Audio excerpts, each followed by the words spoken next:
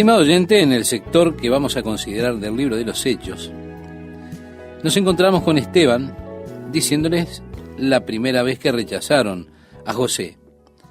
Allí expresa: no queremos que gobierne sobre nosotros. Ahora, la segunda vez tuvieron que inclinarse ante José. Y cuando estaban todos inclinados, haciendo su reverencia delante de él y todo lo demás, recordaron el sueño de las gavillas. Es decir, que sus gavillas se inclinaban ante la gavilla de José. Y les fue recordado eso. La segunda vez aquí él es reconocido ya como gobernador. Así fue con Jesús. La primera vez ellos dijeron: no dejaremos que este hombre gobierne sobre nosotros. Allí los edificadores rechazaron la principal piedra del ángulo. Pero, como lo dice la misma Escritura, la misma se volvió la principal piedra del ángulo. Es que cuando Jesús regrese, cuando Él venga nuevamente, ha de venir para gobernar y reinar sobre esta tierra. En su segunda venida, Él ha de ser recibido y reconocido por el pueblo judío. Aquí, sus padres, que siempre se están jactando, habían cometido el mismo error con el patriarca José. Ahora, tenemos un pequeño versículo que es muy interesante, el versículo 14 de este capítulo 7 del libro de los Hechos. Y tengo una nota aquí de que al menos es así. Dice: y enviando José hizo venir a su padre Jacob y a toda su parentela en número de 75 personas. Bien, hay tres clases de figuras dadas en cuanto a los números. En Génesis se nos dice que los hijos de Jacob, que llevaron sus hijos y sus familias a Egipto con Jacob, son numerados como 66.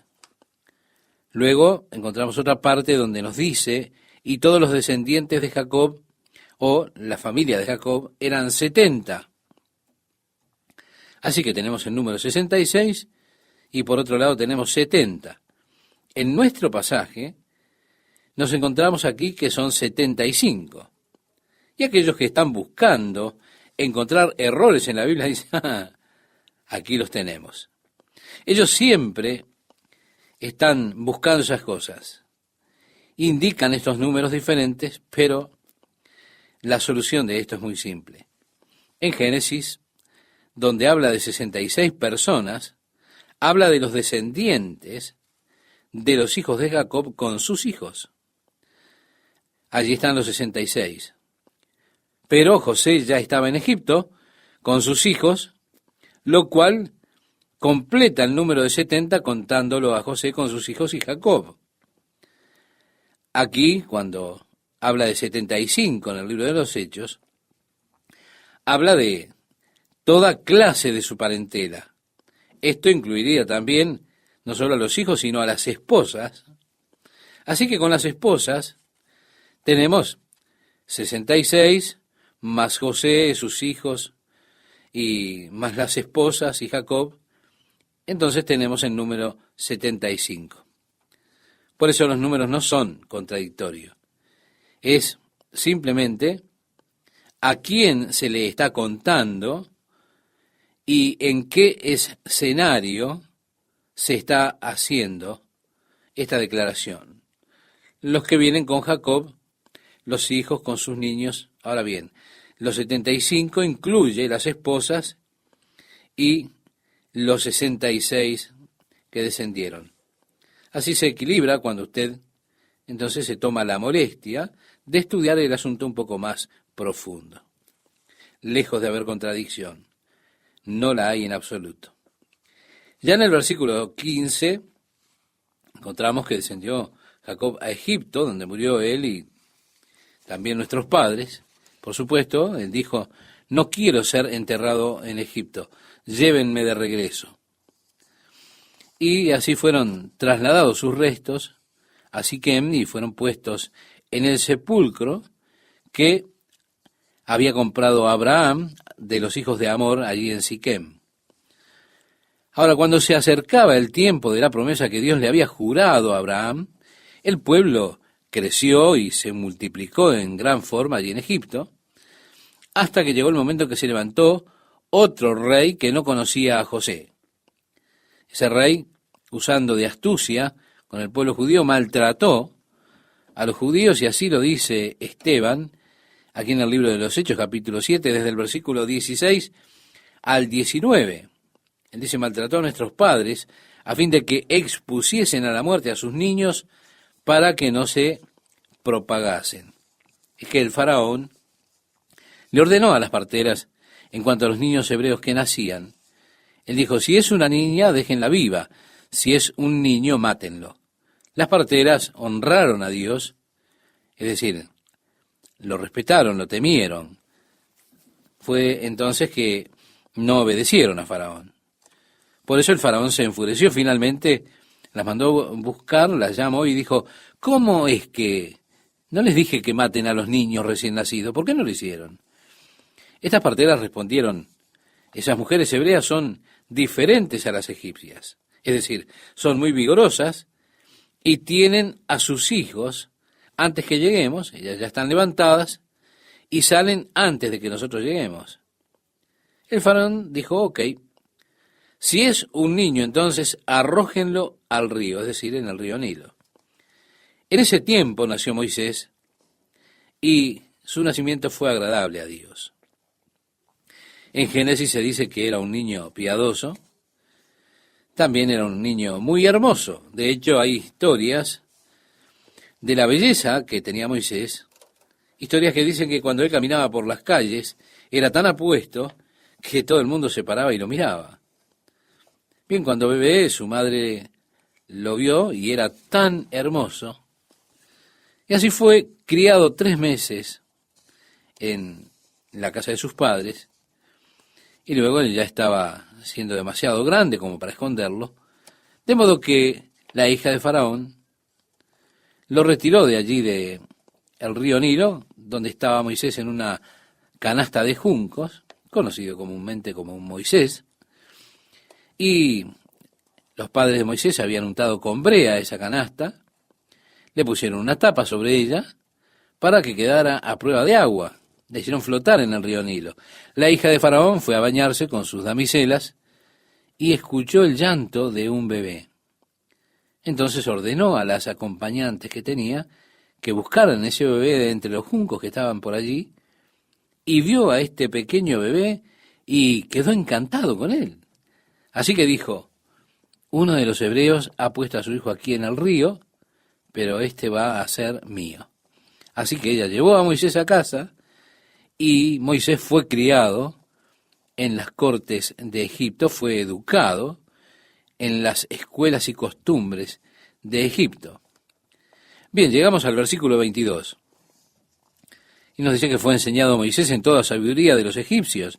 Era poderoso en sus palabras y obras. Cuando hubo cumplido la edad de 40 años, le vino al corazón el visitar a los hermanos, sus hermanos, los hijos de Israel. La vida de Moisés estuvo dividida en etapas de 40 años. 40 años de volverse algo, 40 años de entrenarse, 40 años preparándose en esas escuelas de Egipto. Los siguientes 40 años, en esos años él no fue nada.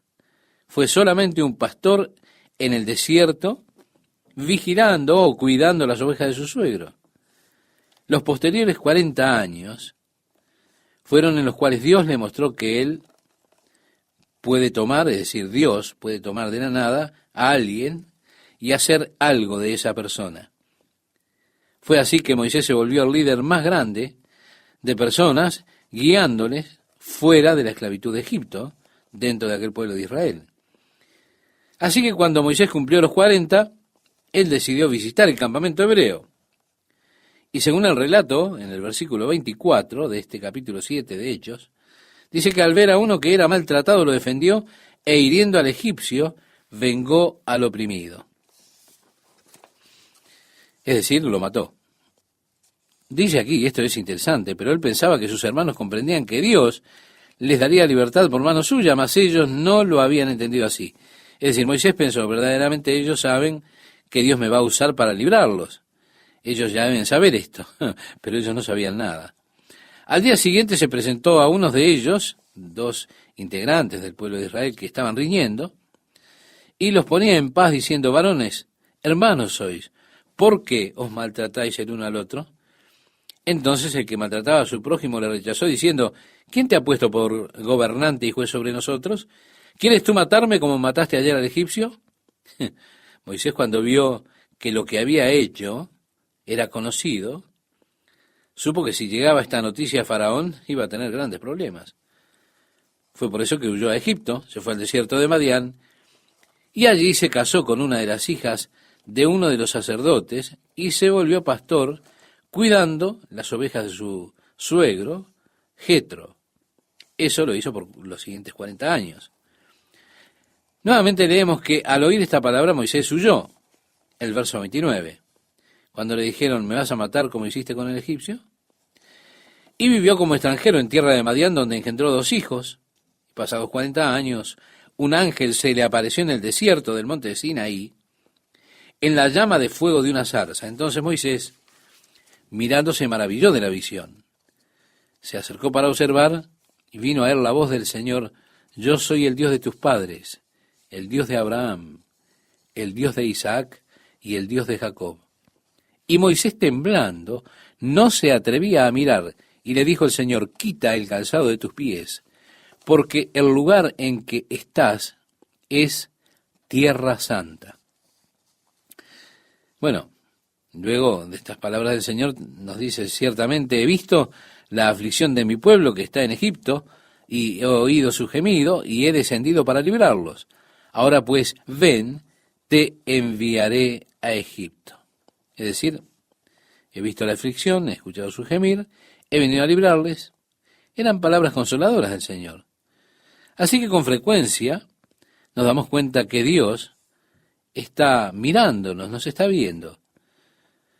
A veces sentimos que Dios no escucha nuestras plegarias. Clamamos al Señor y parece que el cielo es de bronce y que no pasa nada.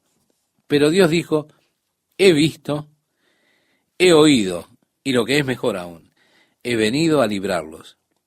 Así que Dios envió a Moisés para librar al pueblo. Ya en el versículo 35 nos dice, a este Moisés, a quien habían rechazado diciendo, ¿quién te ha puesto por gobernante y juez? A este lo envió Dios como gobernante y libertador por mano del ángel que se le apareció en la zarza. Vemos nuevamente la primera vez que Moisés vino como queriendo ser el libertador, él comenzó a actuar como desde esa posición, pero ellos lo rechazaron. La segunda vez que vino, ellos entonces sí reconocieron. Él era enviado por Dios para libertarlos. Ahora, estimado oyente, ¿puede ver usted lo que Esteban está haciendo en este discurso tan elocuente? Él les está diciendo, ustedes son como sus padres. La primera vez que Dios envió a alguien adelante, no lo reconocieron. La segunda vez le reconocen. Por supuesto, tenemos todo el trasfondo de Jesús. Jesús fue enviado por Dios. Pero ustedes hicieron peor que sus padres y no lo reconocieron a Él. Él habla de venir nuevamente, ha de gobernar, Él reinará. Ustedes han rechazado su reino, pero Él ha de venir a gobernar y a reinar, y ha de establecer el reino de Dios la segunda vez que Él venga. Así que ellos están siguiendo ese patrón de sus padres con su ceguera a la primera revelación de liberación por parte de Dios. Con todo, Dios obrará sus propósitos en su tiempo y Jesús ha de venir nuevamente y será reconocido como decía el profeta Zacarías en el capítulo 12 de su libro, versículo 10, y mirarán a mí a quien traspasaron. Así que vemos que ellos han de reconocerlo. Sí, se lamentarán por esa locura de haberlo rechazado a él tanto tiempo. Moisés lo sacó haciendo prodigios, señales en tierra de Egipto, en el Mar Rojo y en el desierto por 40 años. Una nota al margen que es interesante: Moisés se esforzaba haciendo lo que él sabía que Dios quería que hiciera, que era librar al pueblo, pero esforzándose en hacerlo en la habilidad y la energía de su propia carne, sus propias fuerzas. Y en la habilidad natural, él no podía tener éxito enterrando a un egipcio después de haberlo matado. Ahora, cuando fue conducido y guiado por Dios, él enterró todo un ejército egipcio en el Mar Rojo, ¿se da cuenta? Esto muestra así: Dios lo llamó para que fuera un libertador. Pero si usted trata de hacer la obra de Dios con su habilidad natural, con sus energías, usted sin ninguna duda llegará un día que caerá sobre su rostro, porque no podrá hacerlo. Ahora, cuando es guiado y conducido por el Espíritu de Dios, eso es asombroso. Y es asombroso lo que Dios puede hacer por medio nuestro cuando simplemente nos rendimos a Él. Este Moisés es quien dijo a los hijos de Israel: profeta os levantará el Señor vuestro Dios de entre vuestros hermanos, como a mí, a Él oiréis. Les decía Esteban en su discurso, en el verso 37. Como a mí. Es decir, ustedes no me reconocieron la primera vez, me rechazaron la primera vez, pero ahora he venido para librarlos de Egipto. Aquí es donde Moisés se dirige hacia el final del camino y profetiza de aquel profeta que habría de venir, y dice: como a mí, y a él oiréis. Bien, Moisés le dio al pueblo la palabra de Dios. Recuerda, ellos dijeron: no queremos llegar cerca del monte. ¿Qué es lo que quiero decir? Que para ellos era terrible. Allí estaba aquel fuego, los truenos, ese sonido tremendo de trompeta, el temblor. Ellos dijeron: no, ve tú allá arriba y habla con Dios. Y después ven y dinos lo que Dios dice y te escucharemos a ti. Pero no queremos escuchar todo esto nuevamente porque es aterrador. Fue así que Moisés subió y él solía descender para decirles la palabra de Dios. Fue así que les dio los 10 mandamientos. Les dio la palabra de Dios. Ahora, Moisés está diciendo que habría de venir otro profeta como él, que les daría la palabra de Dios. Así Jesús, cuando él vino, dijo, según lo relata el Evangelio de Juan, capítulo 14, verso 10, las palabras que yo os hablo, no las hablo por mi propia cuenta, sino que el Padre que mora en mí, Él hace las obras. Esas son las palabras de Dios. Jesús es quien las está diciendo. Así que el profeta que decía, como Moisés, y a él oiréis, ese profeta es Jesús. Y eso es lo que dice Esteban en el versículo 38. Este es aquel Moisés que estuvo en la congregación. Esto es la palabra que nosotros comúnmente mencionamos como iglesia, que aquí se dice congregación, significa literalmente los llamados fuera. Sí, Dios a aquel pueblo les llamó fuera de Egipto. Es decir, la palabra iglesia se aplica en ese sentido. Podríamos decir, la iglesia estaba en el desierto con el ángel que le hablaba en el monte Sinaí y con nuestros padres, y que recibió palabra de vida que darnos, al cual nuestros padres no quisieron obedecer, decía Esteban, sino que le desecharon y en sus corazones se volvieron a Egipto. Él les está diciendo a aquellos judíos, ustedes están jactando de sus padres, pero miren la historia. Sus padres no obedecieron la palabra de Dios. Ellos le dijeron a Moisés, dinos qué dice Dios y escucharemos, pero no lo escucharon, no obedecieron la palabra de Dios. Al cual nuestros padres no quisieron obedecer, decía Esteban, sino que le desecharon y en sus corazones se volvieron a Egipto, es decir, anhelaban Egipto. Si usted recuerda, ellos deseaban la carne de Egipto y dijeron, estamos cansados de este maná, estamos cansados de esto. Es blando, sin sabor. Oh, si tan solo tuviésemos ajo y cebollas para mezclarlo. Estamos tan hambrientos de carne.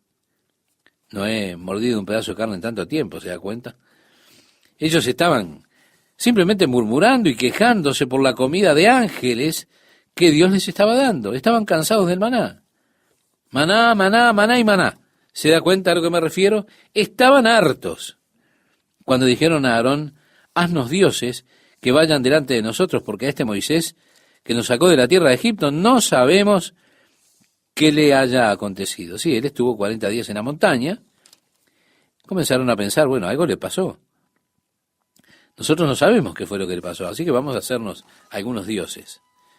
Y fue así que se hicieron un becerro y ofrecieron sacrificio al ídolo. Y Esteban dice, esos son sus padres, sus gloriosos patriarcas, de los que siempre se jactan ustedes. Entonces hicieron un becerro y ofrecieron sacrificio al ídolo, y en las obras de sus manos se regocijaron, los dioses que ellos hicieron para ellos mismos. Y siempre es así.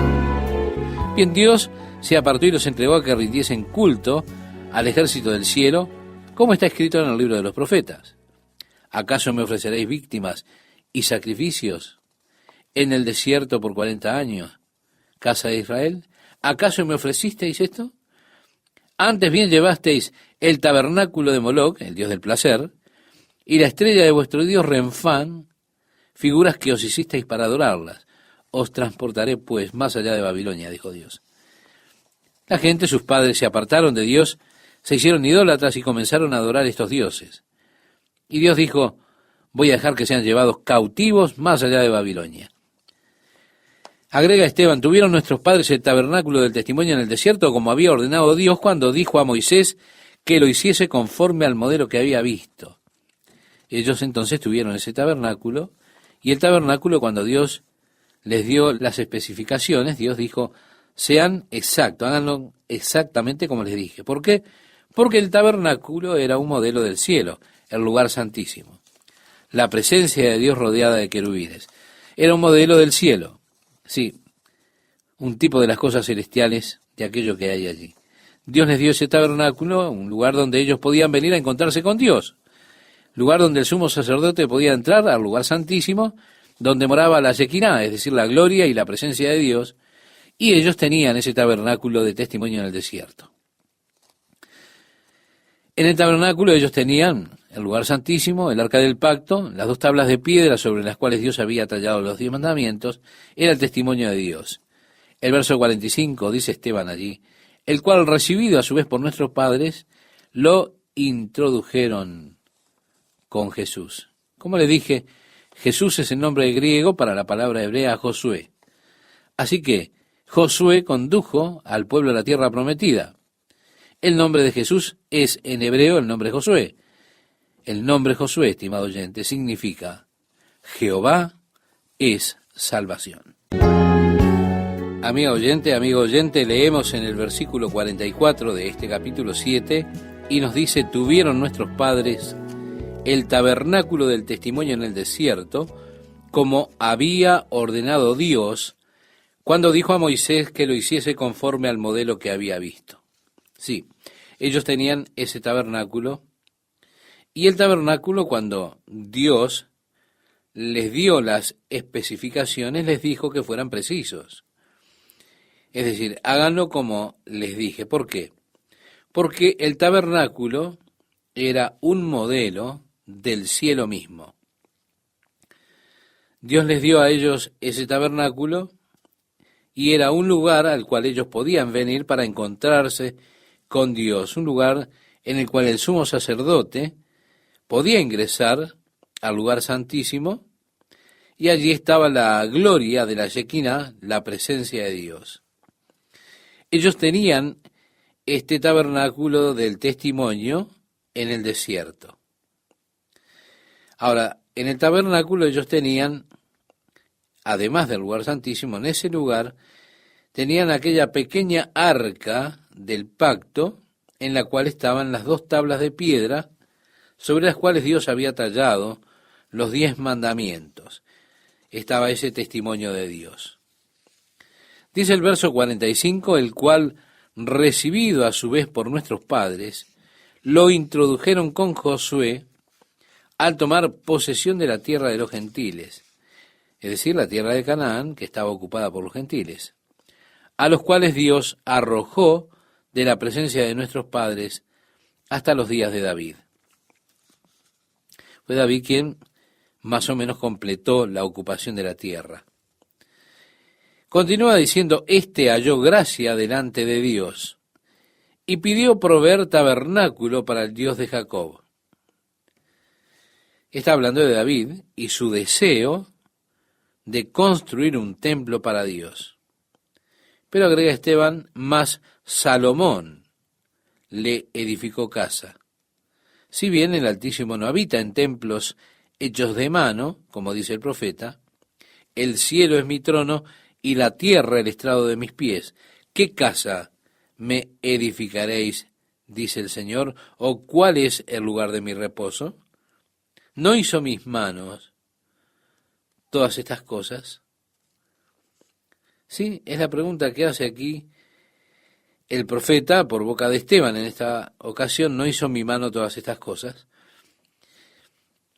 Podríamos decir que es casi patéticamente humorístico que una persona pueda pensar que él está haciendo una gran cosa cuando ofrenda para Dios.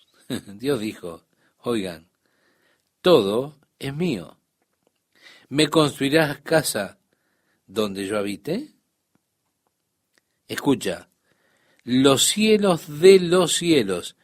Si recuerda cuando Salomón construyó el templo, lo dedicó y en esa dedicación dijo, Señor, los cielos y los cielos de los cielos no te pueden contener, cuanto menos esta casa que hemos construido. Es decir, no la hemos construido para tratar de confinarte a un lugar. Reconocemos que eres omnipresente, que trasciendes el universo. No podemos escaparnos de ti. Ahora, queremos un lugar en el cual podamos venir a encontrarnos contigo. Ese fue el propósito de aquel lugar, poderse encontrar o congregarse con Dios. Es importante, creo yo, que estemos conscientes de la presencia de Dios donde quiera o por doquiera que vayamos.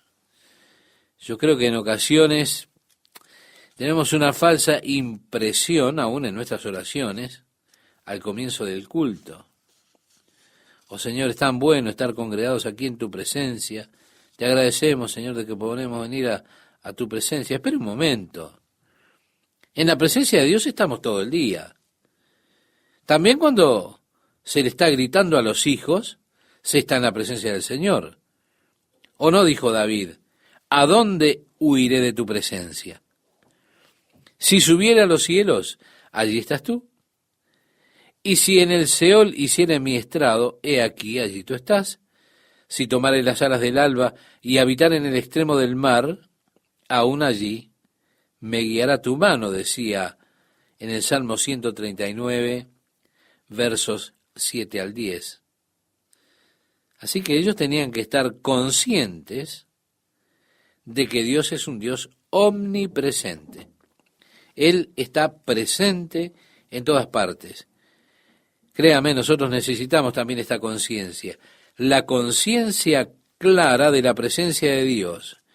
Eso es una de las cosas más importantes que nosotros los cristianos deberíamos tener. Señor, tú estás conmigo, nunca me dejas, no puedo escapar de tu presencia, tú vas conmigo, tú vas delante de mí, tú vas detrás de mí, estoy rodeado de tu presencia. Dios dijo, ¿no hizo mi mano todas estas cosas? Bien, Esteban fue bastante tajante con ellos. Quiero decir, él fue muy inteligente, tomando su tiempo para explicar, yendo a través de la historia y de pronto, de repente, no sé, quizá alguien por ahí se estaba comenzando a dormir o algo por el estilo, y fue así que de pronto exclamó, duros de cerviz e incircuncisos de corazón y de oídos. Vosotros resistís siempre al Espíritu Santo, como vuestros padres, así también vosotros. ¿Qué quiero decir?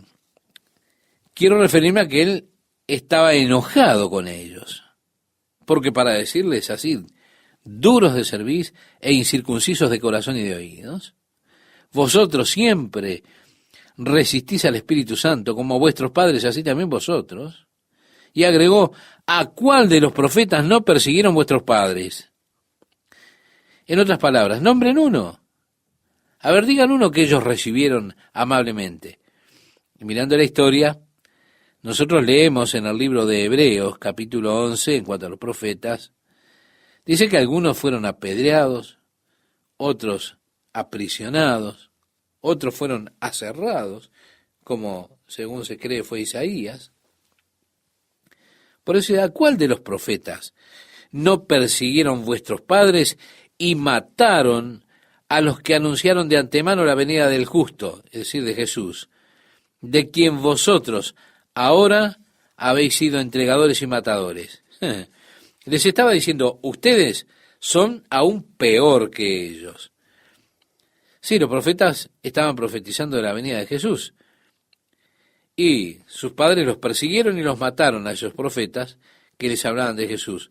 Pero ustedes son peores porque ustedes mataron a Jesús. Eso es lo que quiero decir. Ustedes son mucho peor que sus padres. Vosotros que recibisteis la ley por disposición de ángeles y no la guardasteis.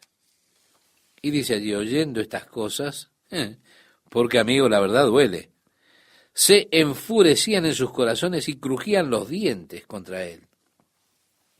Me parece verlo ya, comenzaban a moverse de un lado para el otro, inquietos.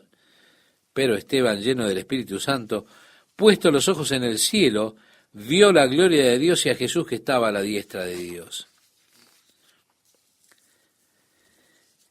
Jesús dijo, si usted recuerda, no me volveréis a ver hasta que me veáis sentado a la diestra de mi Padre. Pero Esteban lo vio de pie. Alguien dijo que Jesús se para siempre para recibir a los mártires que llegan al cielo. Y allí dijo Esteban, he aquí yo veo abiertos los cielos. Sí, él tuvo esta visión, él miró arriba y vio a Jesús de pie. Como dice la versión moderna de la Biblia, a la diestra de Dios. Y él comienza a compartir con ellos la visión que tuvo al Hijo del Hombre puesto de pie a la diestra de Dios. Pero ellos no querían escuchar eso. No lo escucharían. Entonces ellos, dando grandes voces, se taparon los oídos. Es decir, comenzaron a gritar y cerraron sus oídos. No queremos saber la verdad, no queremos escuchar la verdad. Y así, entonces ellos, dando grandes voces, se taparon los oídos y arremetieron a una contra él. Y echándole fuera de la ciudad, le apedrearon. Y los testigos pusieron sus ropas a los pies de un joven que se llamaba Saulo. Y apedreaban a Esteban mientras él invocaba y decía, Señor Jesús, recibe mi espíritu. Y puesto de rodillas, clamó a gran voz, Señor, no les tomes en cuenta este pecado. Y habiendo dicho esto, durmió.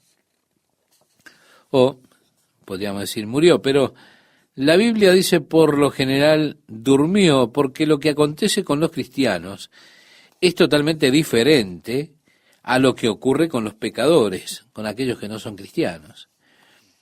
Así que, para tratar de mostrar las diferencias entre ambos, por lo general la Biblia coloca el término durmió. Lo que pretende mostrar entonces es que los que duermen no están muertos.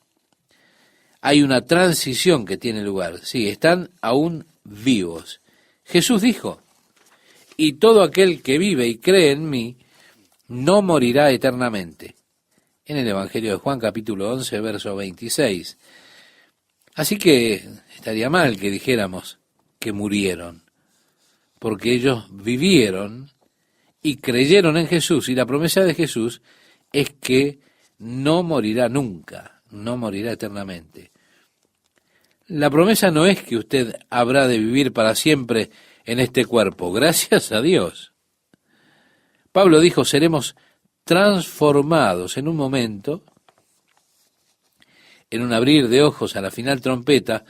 Esto corrompido será transformado en incorrupción, esto mortal en inmortalidad.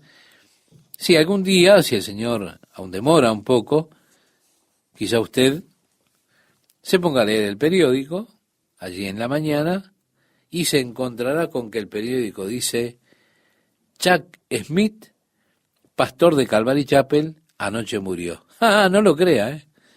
Eso es el típico reporte, pero está mal.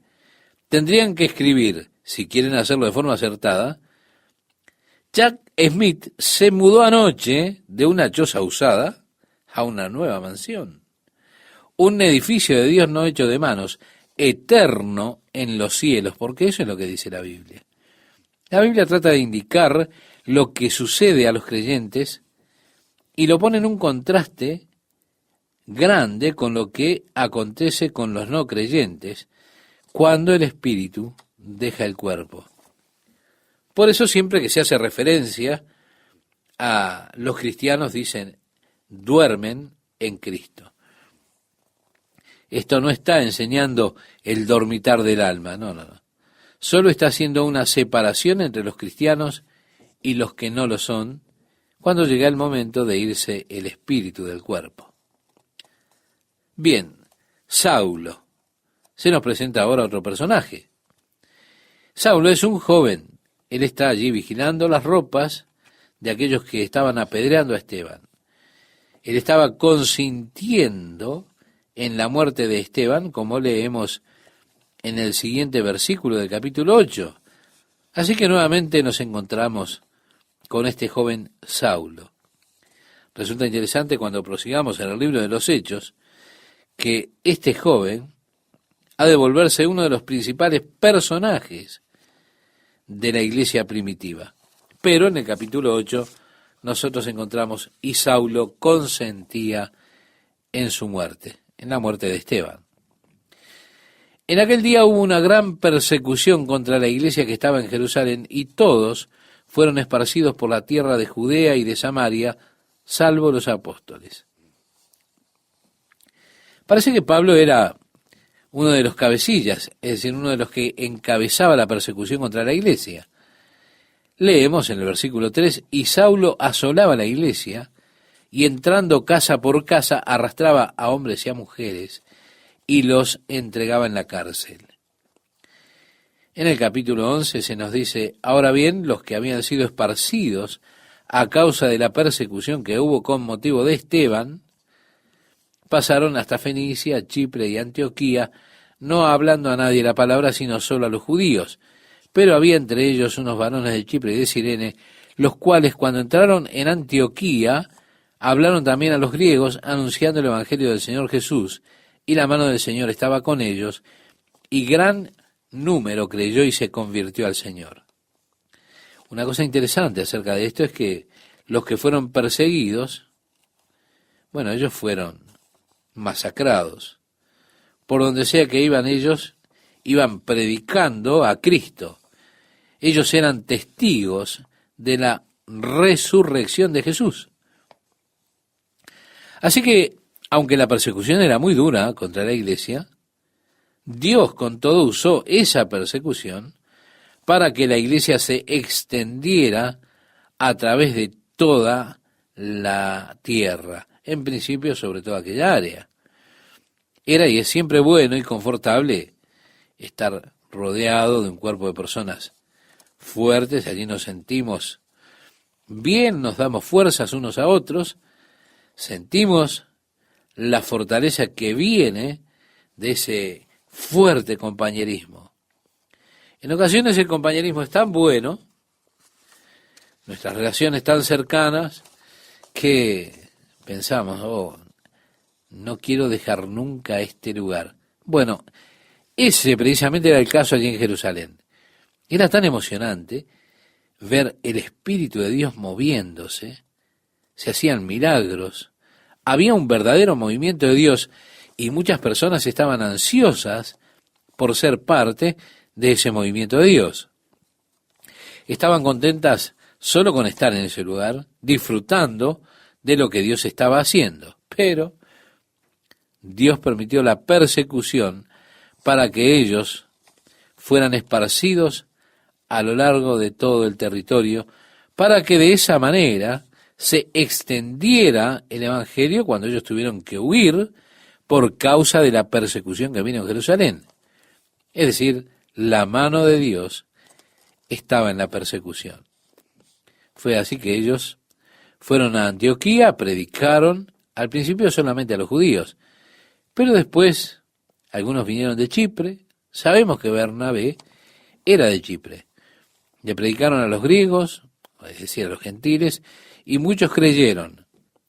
Ahora, al comenzar la obra de Dios entre los gentiles allí en Antioquía, Bernabé se fue a Tarso, donde Saulo había más o menos ido en una especie de estado secreto en un sentido. Nosotros encontramos la conversión de Saulo en el capítulo 9. Después de su conversión, vino a la iglesia en Jerusalén, pero allí no estaban realmente muy interesados en él. Así como que trataron de despedirlo rápidamente, le dieron la espalda allí en la iglesia de Jerusalén. Fue así que él se volvió a su pueblo, a Tarso. Ahora Bernabé, que era activo en este movimiento de Dios entre los gentiles de Antioquía, fue a Tarso a buscarlo a Saulo.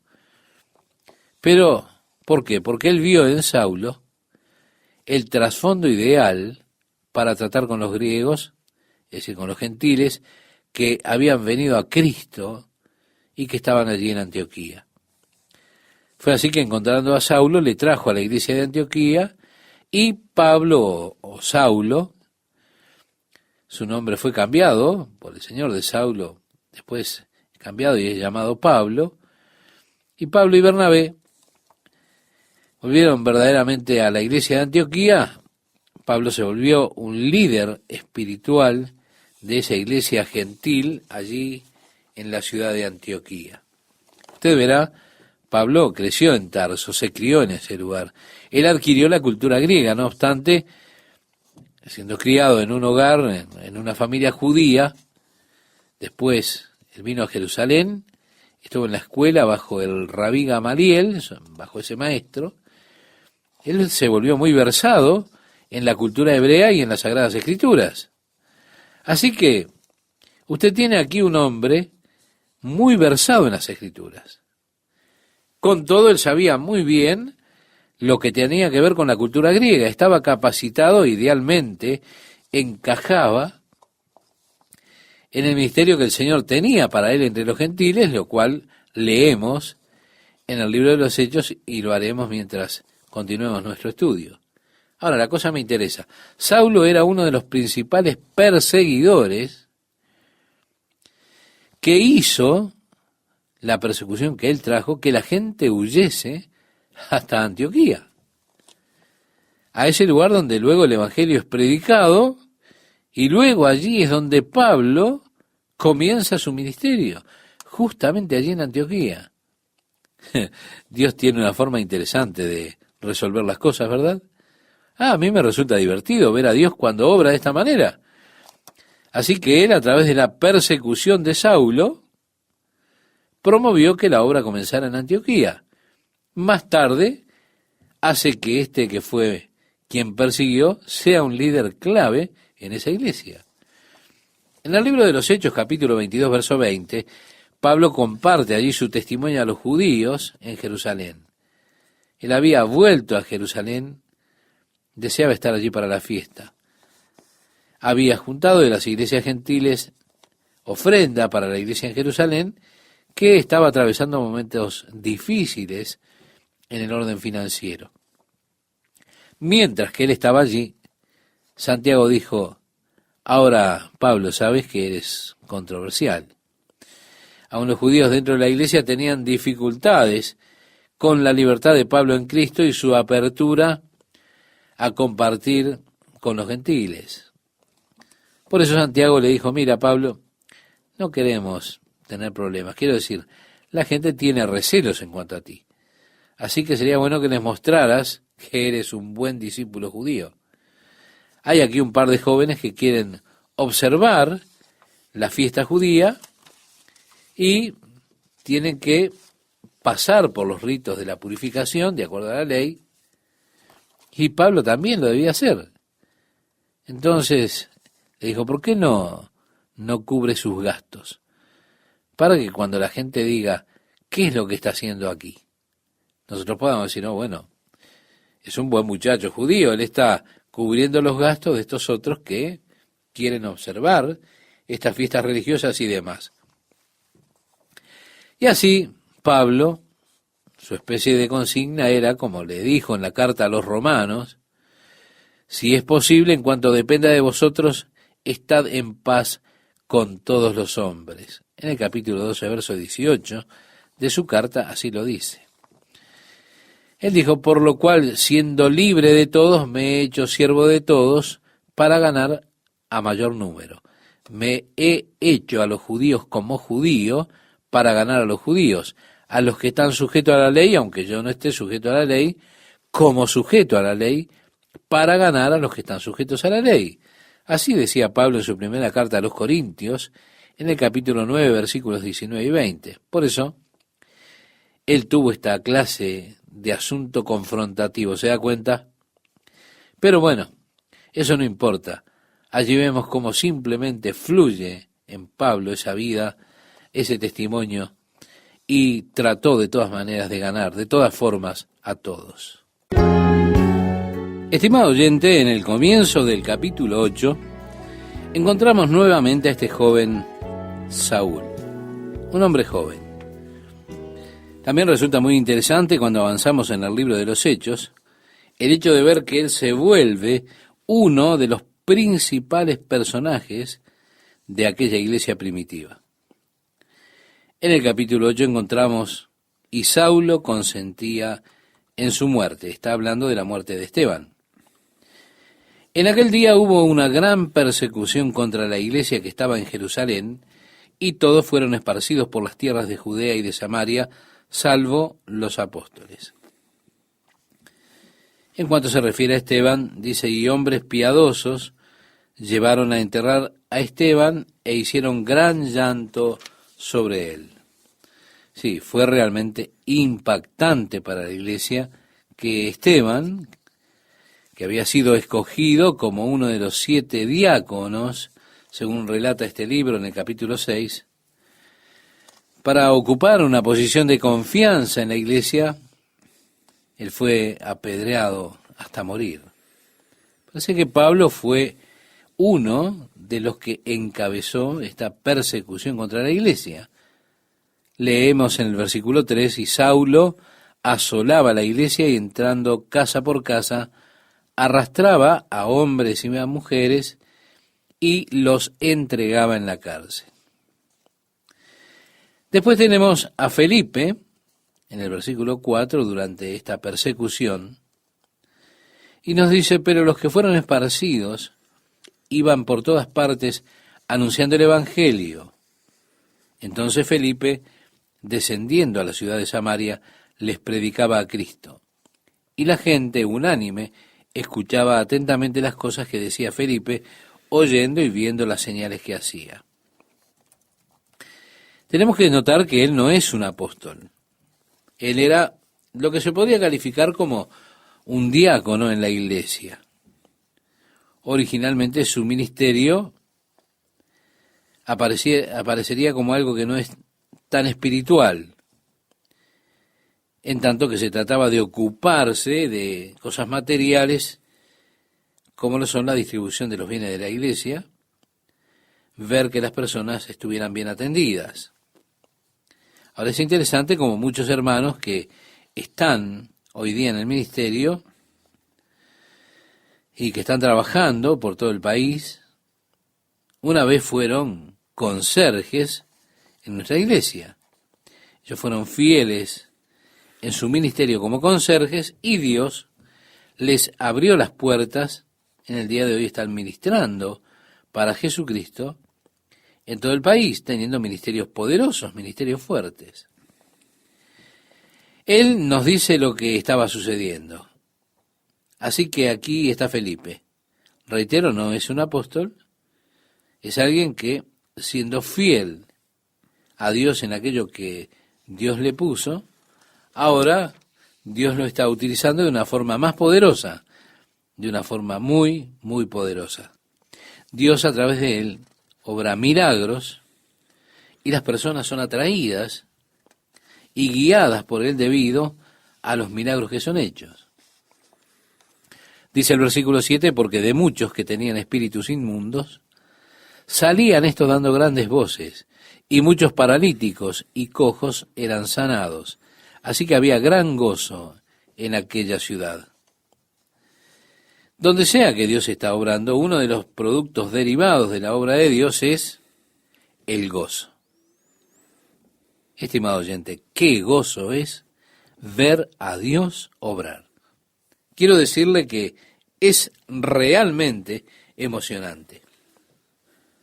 Es maravilloso ver la mano de Dios obrando. Y muchas veces, a través del Nuevo Testamento, el resultado de la obra del Espíritu de Dios en la vida de una persona, vemos que es el gozo. Resulta interesante ver cómo Pablo habla del fruto del Espíritu, que es amor. Esa es la primera característica de este fruto. Y la primera característica de este amor es el gozo. Sí, solamente eso, gozo. Así que había gran gozo en esa ciudad de Samaria. También dice, pero había un hombre allí, había un hombre llamado Simón, que antes ejercía la magia en aquella ciudad y había engañado a la gente de Samaria haciéndose pasar por algún grande. Era una clase de ser místico, capaz de hacer cosas que promovían la admiración de las personas. Todos ellos lo tenían en gran estima, como reconociendo que allí había alguna clase de poder especial en este hombre. A este oían atentamente todos, desde el más pequeño hasta el más grande, diciendo, este es el gran poder de Dios. Y le estaban atentos, porque con sus artes mágicas les había engañado mucho tiempo. Pero, cuando creyeron a Felipe, que anunciaba el Evangelio del reino de Dios y el nombre de Jesucristo, se bautizaban hombres y mujeres. Es decir, ellos dejaban ya de adular a este Simón y eran atraídos por el ministerio de Felipe, eran bautizados, tanto hombres como mujeres. Pero mire lo que dice, también creyó Simón mismo, y habiéndose bautizado, estaba siempre con Felipe, y viendo las señales y grandes milagros que se hacían, estaba atónito.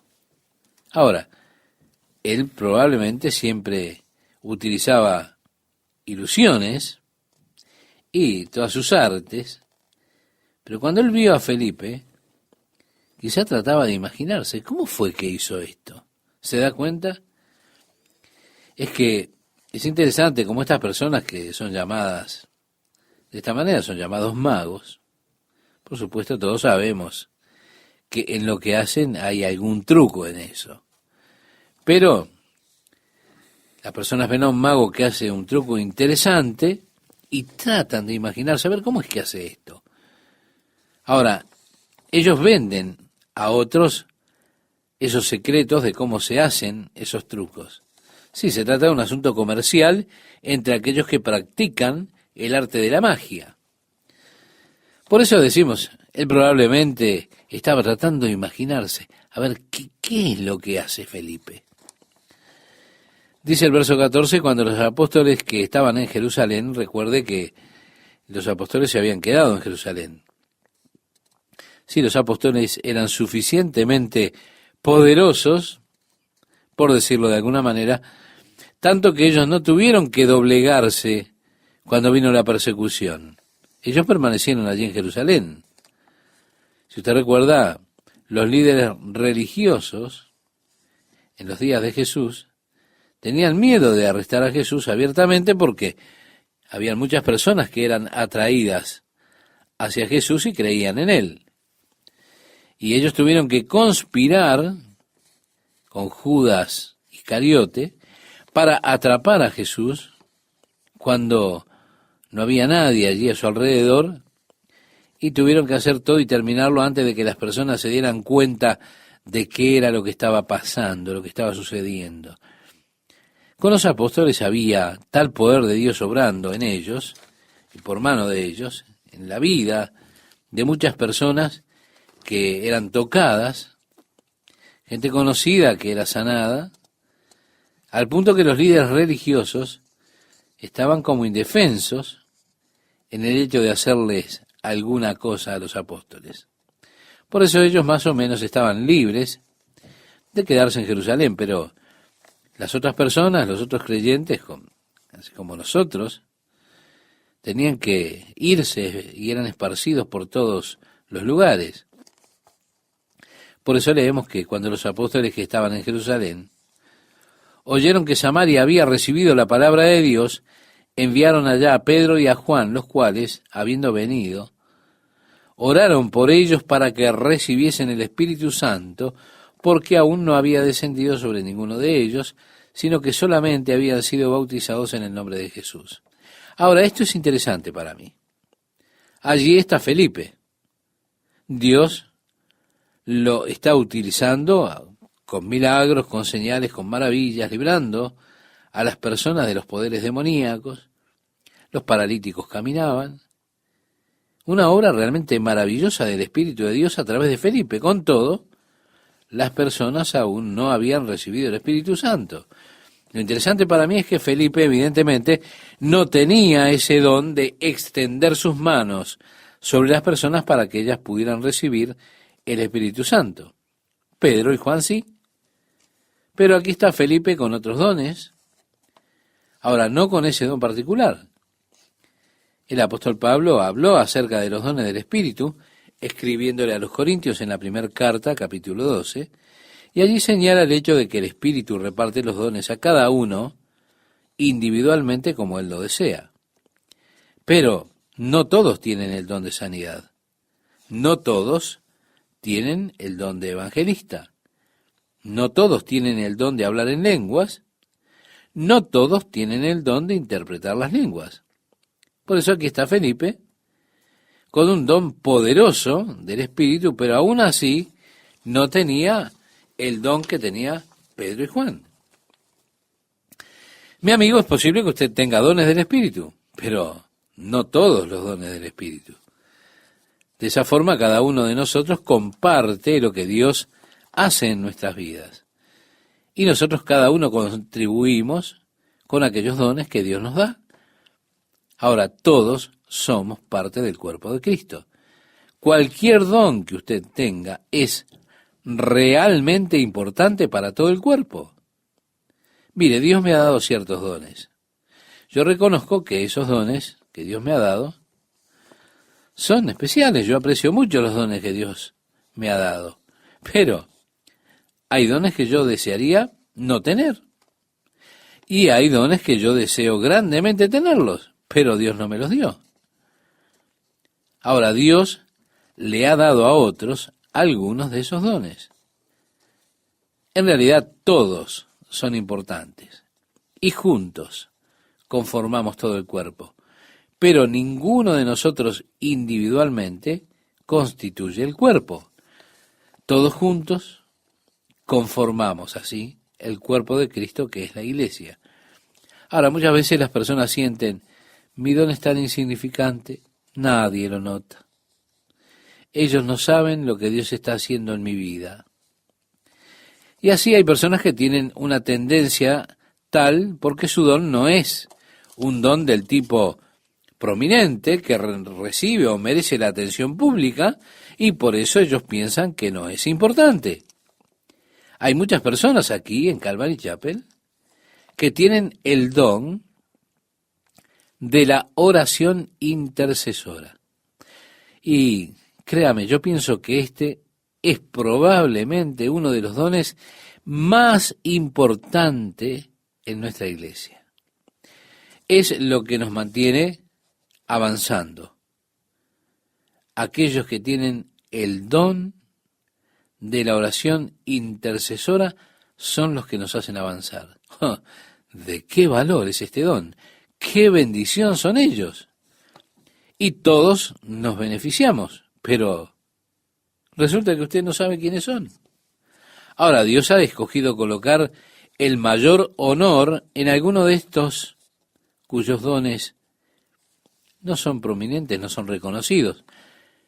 Ahora están aquellos que son fieles en el ejercicio de sus dones, dones que realmente no son prominentes, pero que sobresalen en lo que se refiere a la iglesia.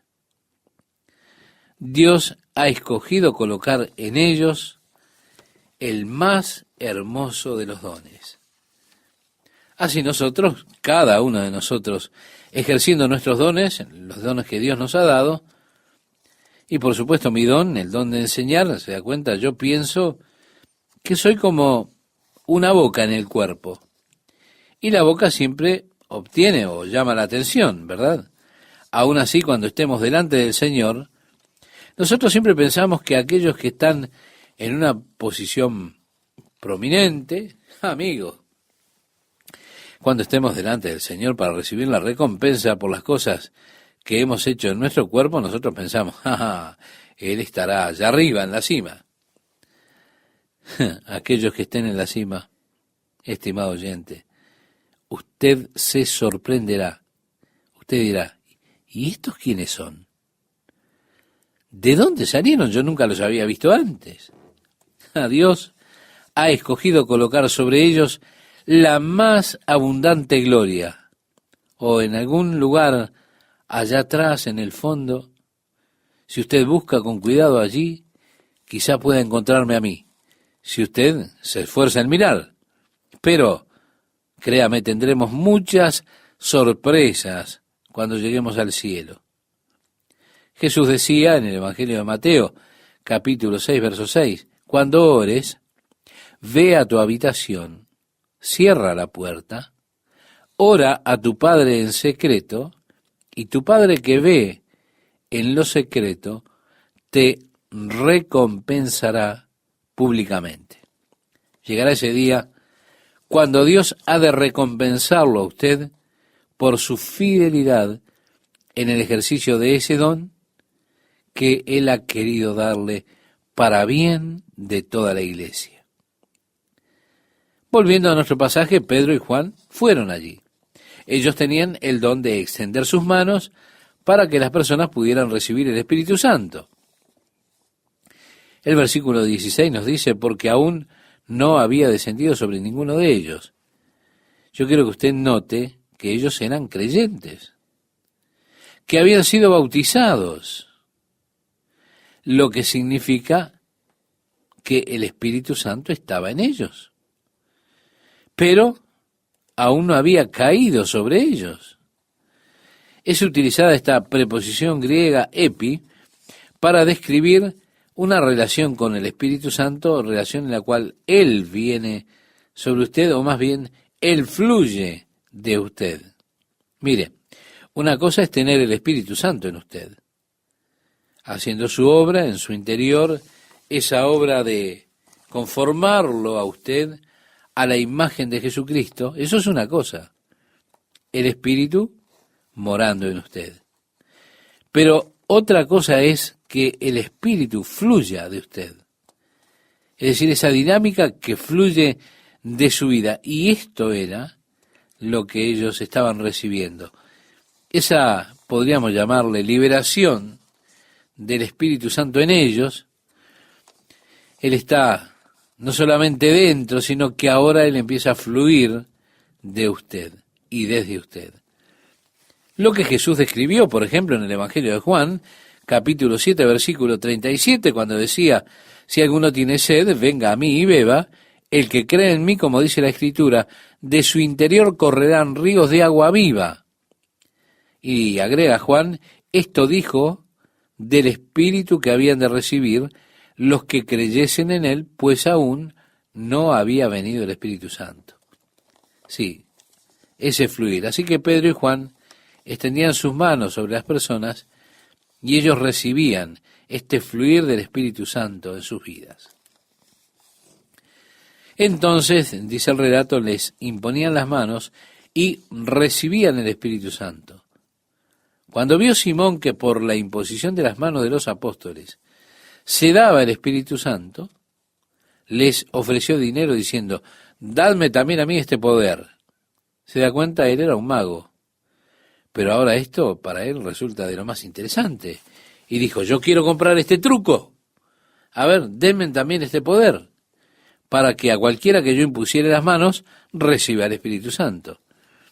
Desde entonces esto es conocido como una simonía. Viene precisamente de su nombre, Simón. Y esto se volvió una maldición en la iglesia. Es decir, el hecho de querer comprar una posición con dinero para poder tener poder en la iglesia. Hubo un periodo en la iglesia romana, desde el año 984 al año 1012, periodo en el cual el oficio principal se vendía al mejor postor. No duraban mucho en esos días, en ese oficio. El tiempo del principal de Roma en ese oficio era muy corto. Ellos lo compraban y habían sobornos abiertos y se vendían los puestos en la iglesia. Esto formó parte de los años oscuros. Por eso fue llamado ese periodo de oscurantismo. Ahí estaba la idea de tratar de comprar con dinero posición y poder. Pero Pedro le dijo a este Simón, el mago Simón, tu dinero perezca contigo, porque has pensado que el don de Dios se obtiene con dinero.